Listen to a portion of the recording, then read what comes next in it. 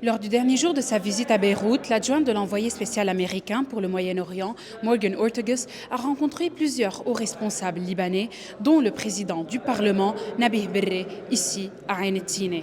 En plein entretien entre Morgan Ortagus et Nabih Berri, l'ambassadeur de France au Liban, Hervé Magro, est également arrivé à Ain el-Tine.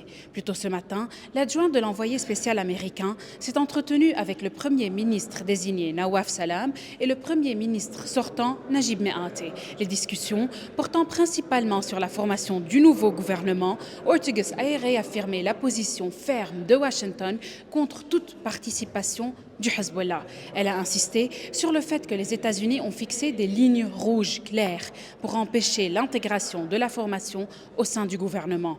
Lors de sa rencontre avec Nawaf Salam à son domicile à Raitim, Morgan Ortagus a affirmé le soutien des États-Unis à son futur gouvernement, notamment à son programme de réforme financière, judiciaire et administrative. Elle a exprimé l'espoir que le nouveau cabinet soit formé rapidement. De son côté, le Premier ministre désigné a insisté sur l'urgence d'exercer des pressions sur Israël afin qu'il se retire complètement du territoire libanais d'ici le 18 février, conformément aux engagements précédents.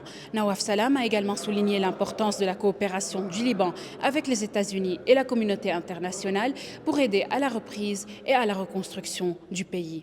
Par ailleurs, lors de son entretien avec Ortagus, Mikati a réitéré la demande du Liban à l'égard des États-Unis de veiller à ce qu'Israël respecte l'échéance de son retrait. Il a également appelé à la fin de la destruction systématique des villes et villages, à l'application intégrale de la résolution 1701 de l'ONU et à la résolution des différends frontaliers le long de la ligne bleue. La veille, Morgan Ortagus avait rencontré le président Joseph Aoun au palais présidentiel de Baabda. Elle lui a transmis les félicitations du président Donald Trump pour son élection et a réaffirmé le soutien des États-Unis au Liban.